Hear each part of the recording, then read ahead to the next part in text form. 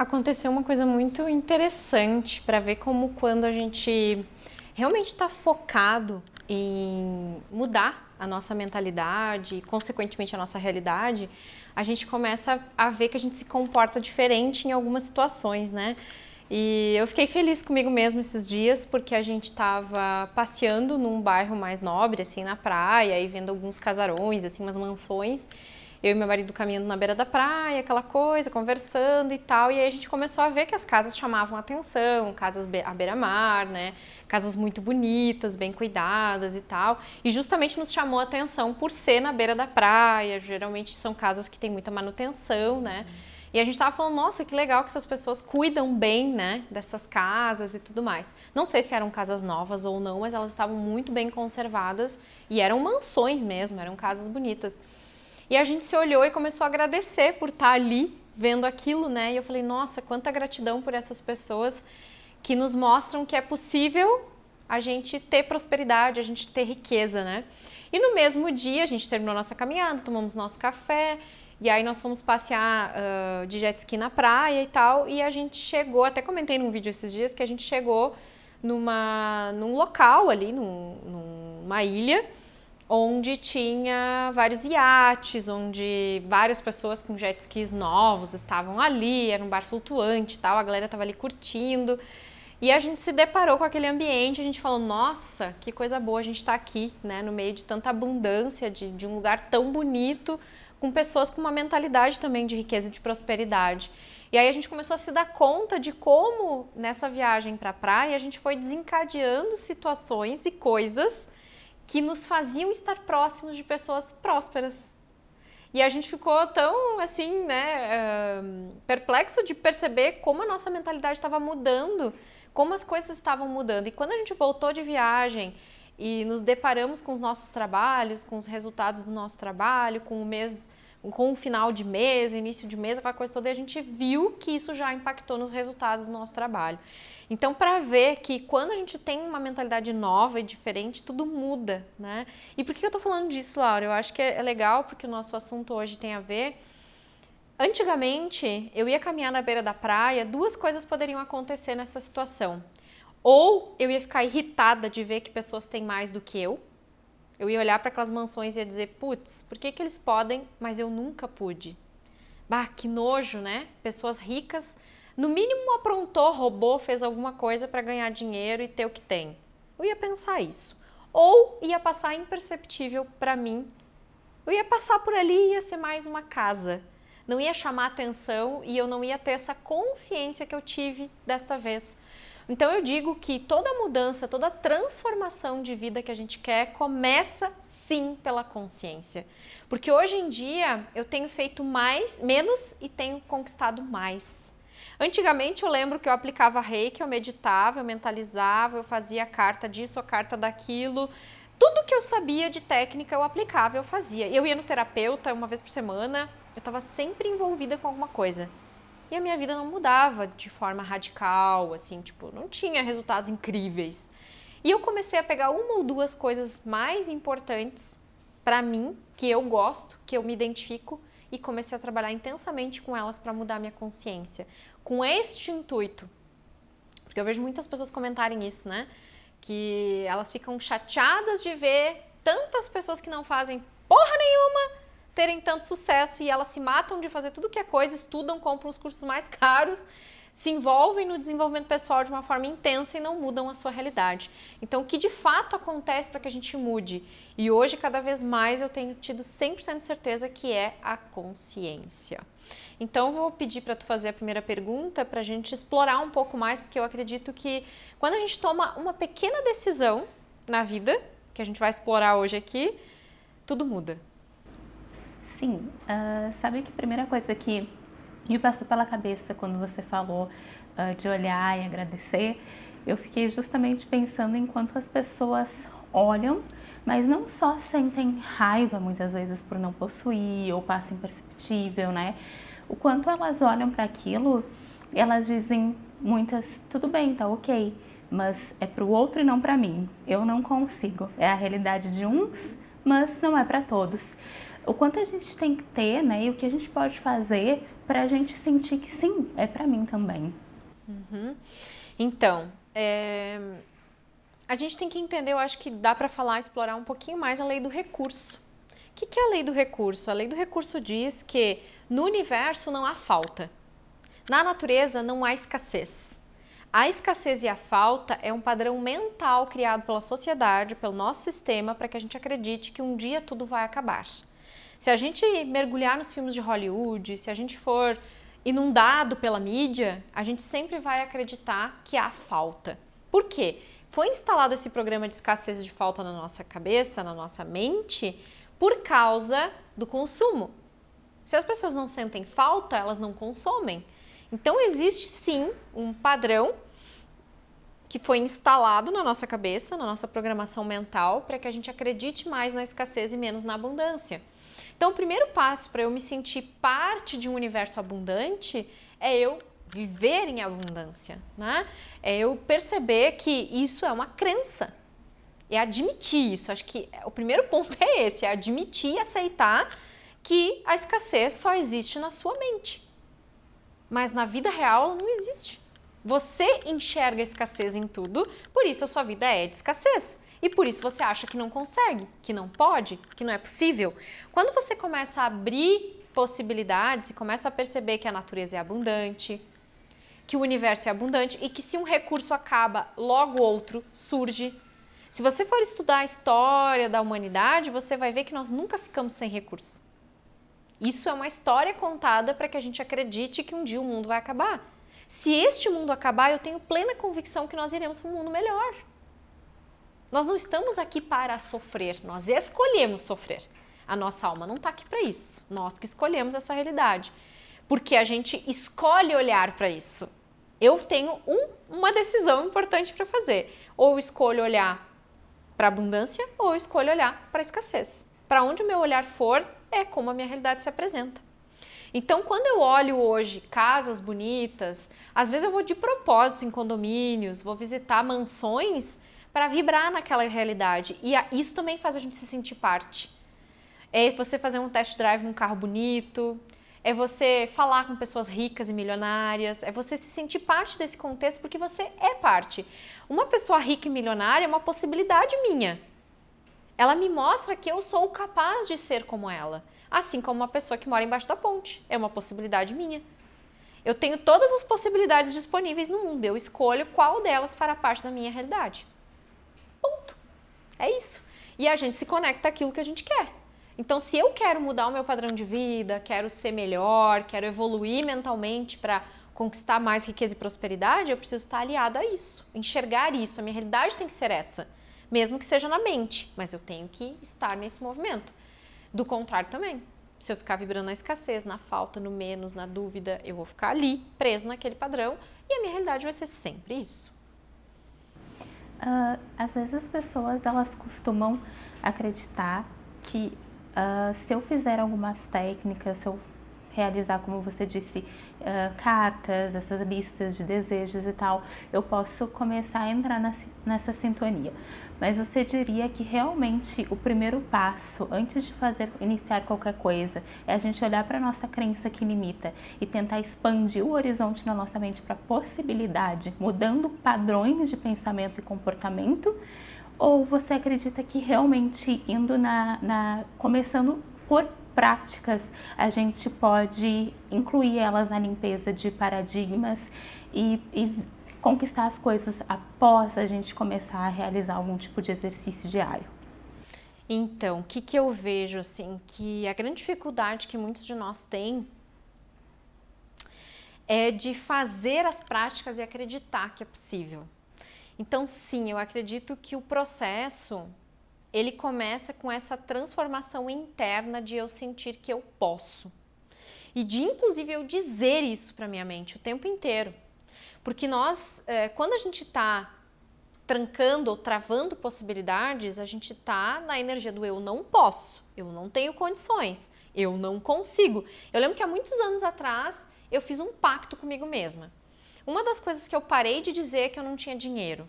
Porque a gente adora dar a desculpa de que a gente não quer fazer as coisas porque não tem dinheiro. E às vezes nem é por causa do dinheiro, é um hábito que a gente cria. De dizer, não posso, não tem dinheiro. Não dá, não tem dinheiro. Toda vez que você repete isso, isso é um mantra. São palavras de poder que te dão poder do eu posso ou do eu não posso. Então dizer que não tenho, não dá, não posso, cria mais disso, mais disso, mais disso, né? Então eu vejo que o grande desafio que todos nós temos é que nós fazemos as técnicas, faz as cartas, faz as metas, né? Coloca no papel a realidade que quer, mentaliza, mas existe lá no fundo algo dizendo que não, isso é bobagem, que tu quer fazer isso? Para que isso? Então, existe um processo em que a gente faz as técnicas, mas trabalha a consciência. Pode até usar as duas coisas juntas. Não há necessidade de simplesmente trabalhar uma coisa separada da outra, né? A não ser que a pessoa esteja em processo de terapia, já esteja fazendo um trabalho de limpeza, né?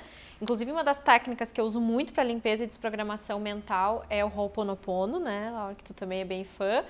É uma das práticas simples, poderosas e que realmente limpam os nossos padrões e memórias inconscientes, né? Então, assim, você usando técnicas que te ajudam a limpar essas memórias, fazendo trabalhos de detox da nossa programação mental, aliado à criação da nova realidade com técnicas que te ajudem a criar a nova realidade, isso ganha uma força e uma potência muito maior, né? Então eu digo que, claro, é legal você identificar as coisas que te impedem, mas às vezes está tão oculto, a gente esconde tanto e a gente quer tanto inibir essa dor que até que vem à tona demora um pouco. A gente se sabota para enxergar. Então, não sei se para as pessoas que estão muito adormecidas, o ideal é cavocar nisso sem um trabalho terapêutico junto. Porque talvez vai ser muito dolorido para a pessoa sozinha e ela não vai aguentar, ela vai desistir. Então, o que eu aconselho? Se hoje, quem está aqui, né, observando, praticando, entendendo, buscando o autoconhecimento, mas ela sente que está muito travada, que as coisas não estão se alinhando como ela gostaria, ela precisa de uma ajuda de um profissional. Precisa porque precisa entender, precisa de um olhar de alguém de fora. Sendo um autodidata, vai levar muito tempo para a pessoa conseguir se desapegar das dores, né?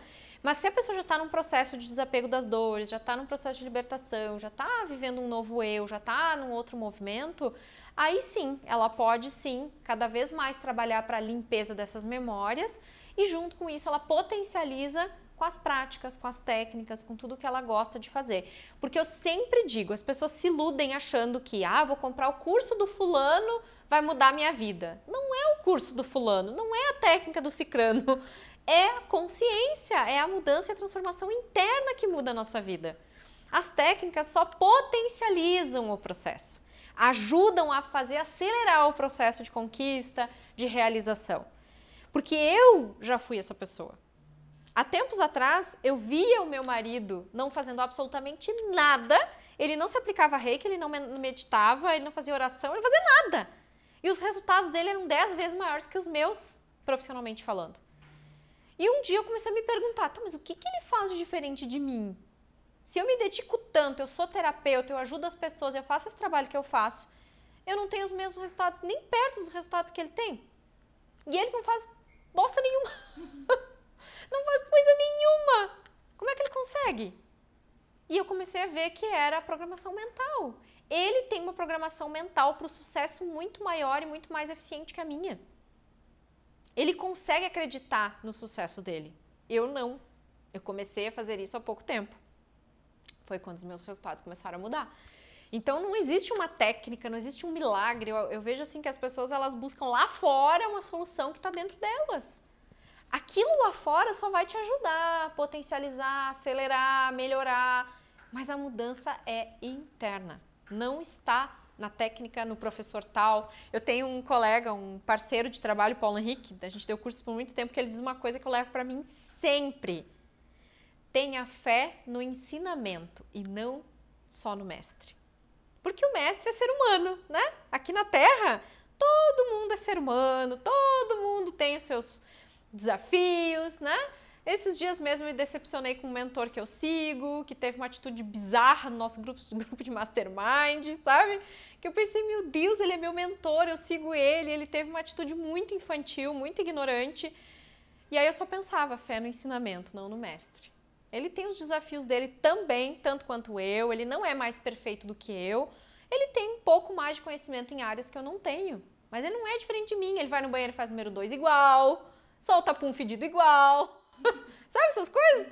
A gente tem uma mania de idolatrar pessoas que a gente vê, né? Coisas que, meu Deus, é um milagre, é um Deus. Não é.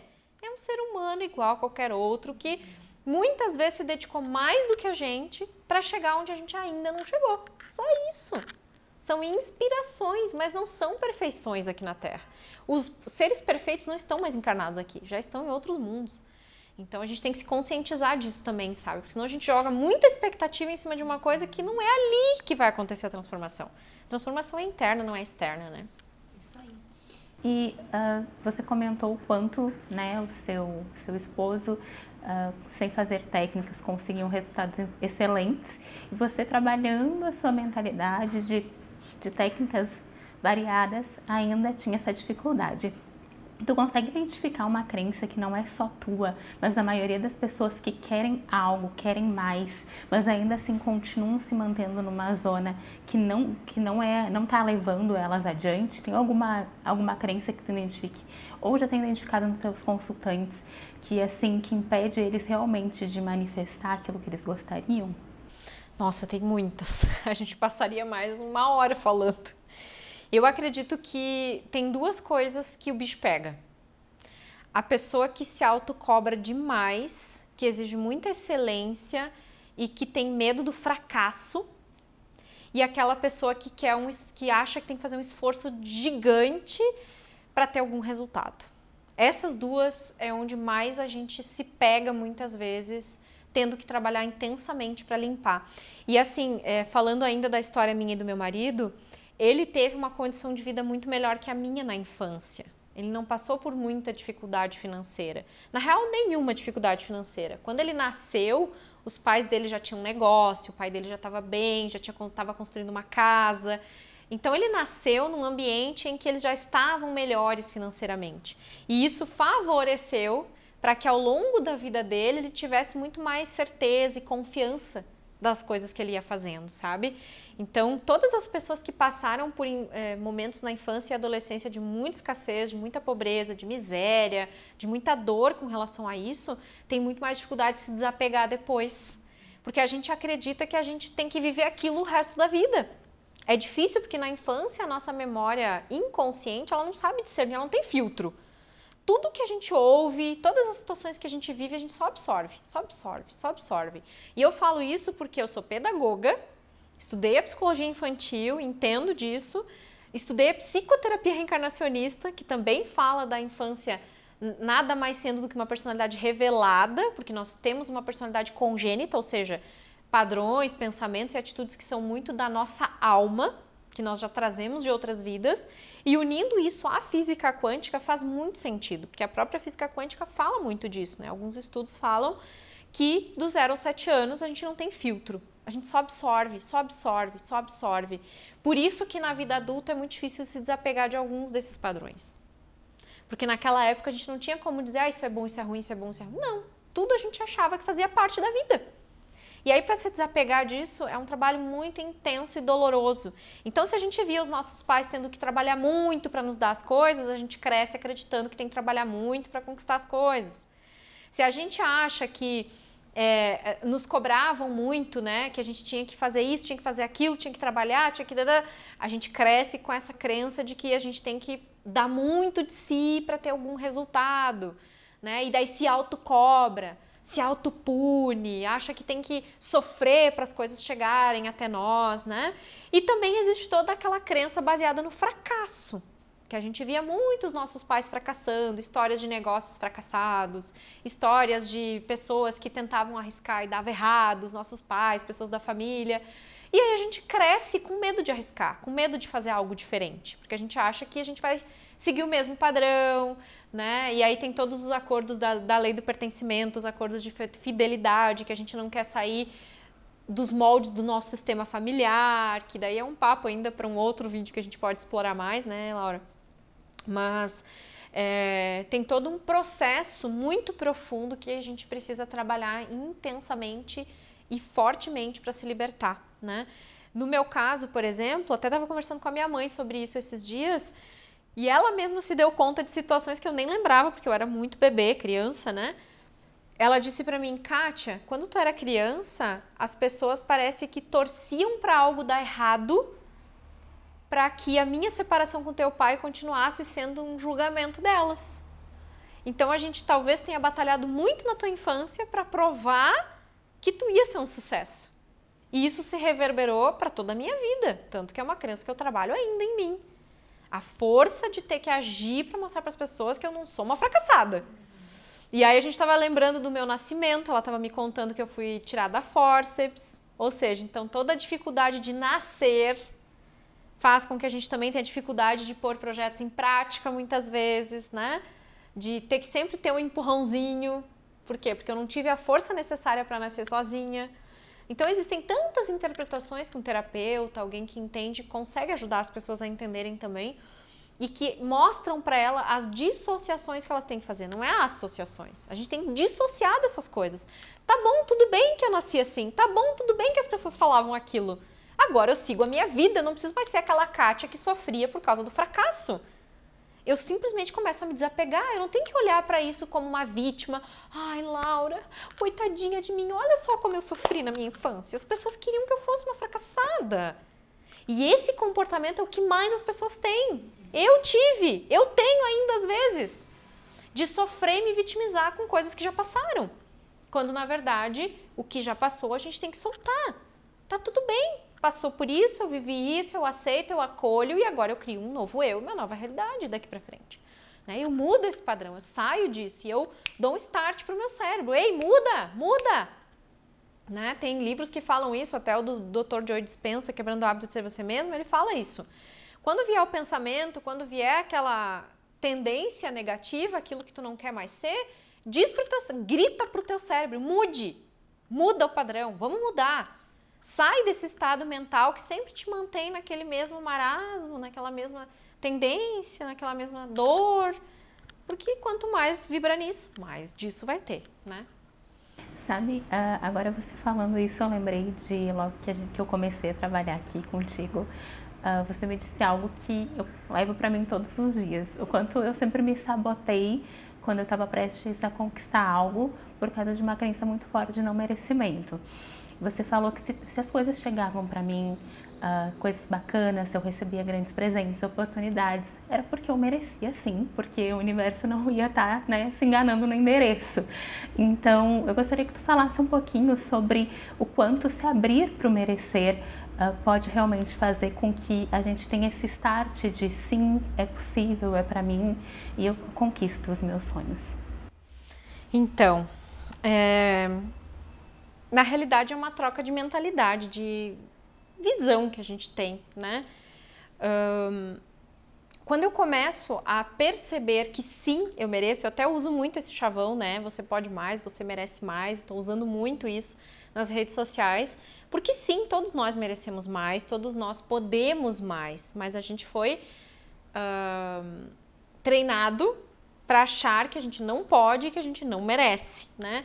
Então, sim, eu acredito que o que tu falou é isso, Laura. As pessoas, elas têm que se abrir para um universo de possibilidades, entendendo que tudo que acontece ao redor delas é uma possibilidade. E que eu quero enxergar as possibilidades que eu desejo. Para onde o meu olhar tem que olhar? Para a dor, para o sofrimento, para o assalto, para a violência? É essas possibilidades que eu quero criar na minha vida? Ou eu quero criar possibilidades de riqueza, de prosperidade, de fluidez, de que tudo dá certo, de um emprego que eu amo, de relacionamentos incríveis? Para onde o meu olhar tem que olhar? Para o merecimento das coisas boas. Então eu preciso, para merecer essa realidade que eu quero e para aceitar ela, eu preciso olhar para ela. Ei, você está aqui, porque todas as possibilidades estão gravitando ao nosso redor o tempo inteiro, tanto para as coisas boas quanto para as coisas ruins. Eu escolho. Eu acredito que a decisão mais poderosa que uma pessoa pode tomar nesse exato momento é para onde eu vou olhar. Essa é a decisão que a gente precisa tomar. Para a riqueza, para a prosperidade, para as coisas boas da vida, ou para a dor, para o sofrimento, para a escassez. Quer ver um exemplo que eu sempre dava nos meus treinamentos? Eu digo para as pessoas nos treinamentos, fecha os olhos e imagina uma vida de escassez, onde tu não tem dinheiro para pagar as contas, o teu filho está chorando de fome e tu não tem o que dar para ele, tu não tem um emprego, não tem um relacionamento, tudo dando errado, uma infelicidade completa. A pior coisa na vida é essa realidade que tu está mentalizando agora. Qual é o sentimento? De dor, de medo, de dúvida, de preocupação. Tudo de pior vai vir à tona se a pessoa mergulhar no exercício. Agora vamos pensar o contrário, vamos limpar isso. Imagina uma vida de abundância. Imagina que tudo que você quer você vai conquistar. Imagina você andando no seu carro dos sonhos. Imagina a casa dos sonhos. Imagina o emprego dos sonhos. Imagina o relacionamento perfeito. Imagina a vida perfeita, o dia perfeito, onde tudo dá certo, onde tudo flui. Qual o sentimento que vem? De paz, de leveza, de amor. Não é muito melhor? Então eu pergunto, aonde a nossa alma vibra? O que é que a nossa alma veio fazer nesse mundo? Sofrer ou não? Tudo aquilo que causa dor é contrário às leis do universo. É contrário ao que a nossa alma veio fazer nesse mundo. E as pessoas precisam se convencer disto. De que o merecimento tem a ver com o que eu vim fazer nesse mundo. Não simplesmente um algo mais. Eu vim para ser feliz, saudável e próspero. Eu não vim para sofrer. O sofrimento foi criado pelo nosso mundo. Mas não é criado por Deus, nem pela divindade. Deus quer que a gente seja feliz, saudável e próspero. Porque senão a natureza seria preta e branca, escassa, não daria frutos e não nos daria todos os recursos que ela nos dá. Então agir diferente disso é agir contra as leis do universo. É querer uma coisa que não é da nossa alma, que não é para isso que viemos aqui. Então acho que essa é uma grande verdade que eu carrego para mim, assim, que ativou dentro de mim a lei do merecimento, de que sim, eu mereço tudo aquilo que eu posso, mas eu tenho que poder, eu tenho que sentir que eu posso. Eu tenho esse poder, mas eu tenho que sentir que eu posso. Senão o merecimento não faz parte de mim, né? Muito bom. Muito bom. Gratidão. Gratidão.